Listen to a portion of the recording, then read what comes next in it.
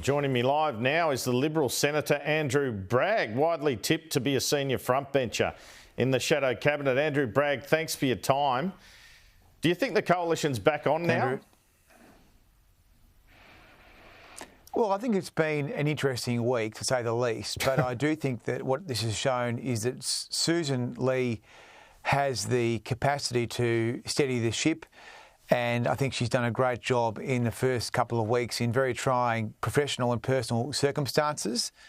And I know now that the negotiations between Susan and David are continuing, and I'm optimistic of a good outcome.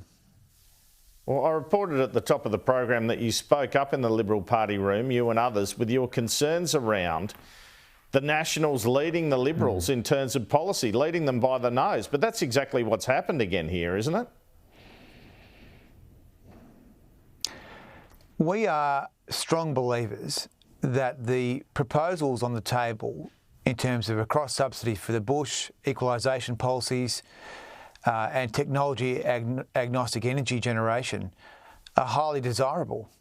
That's been a feature of the coalition for many years, particularly in relation to equalisation policies, because we recognise that people in the bush don't have equivalent services compared to Australians living in the city. So it's not particularly controversial for the coalition to support policies which support the bush. Why did you express concerns then in the party room about how this looked again, with the Nationals leading you into policy again? Well, I think what's most important here is that we maintain fidelity to our core principles, which is that we don't determine the detail of policy today, 2 weeks or 3 weeks after an election, that we adhere to our long-standing principle positions, but then we resolve the detail subsequent to that. That's the main point. Well, there are reports a few moderates, which is your faction, are concerned about fighting another election on nuclear energy, particularly given the scare campaign last time, and you'll cop another scare campaign. Is that a concern for you?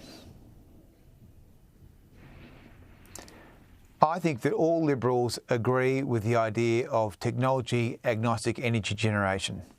I think that all Liberals agree with the idea that there should be equalisation policies for regional Australians, because we recognise that there is a disparity in service offering. And so I don't think that is controversial. Of course, the point you're trying to draw me on here is really one of detail, and that would be subject to a further and future shadow cabinet judgment.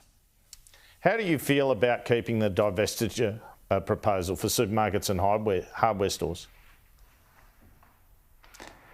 I think for the supermarkets, there's been a strong case made that in the extraordinary situation where all other competition policy options have been exhausted, that divestiture could be a last resort. But you wouldn't want to do anything that was going to damage private investment, because it's on strike under this government. We have very anaemic growth. We need to see the private sector invest more, and so we wouldn't want to have any policies which damage investment, particularly any policies which increase prices for consumers.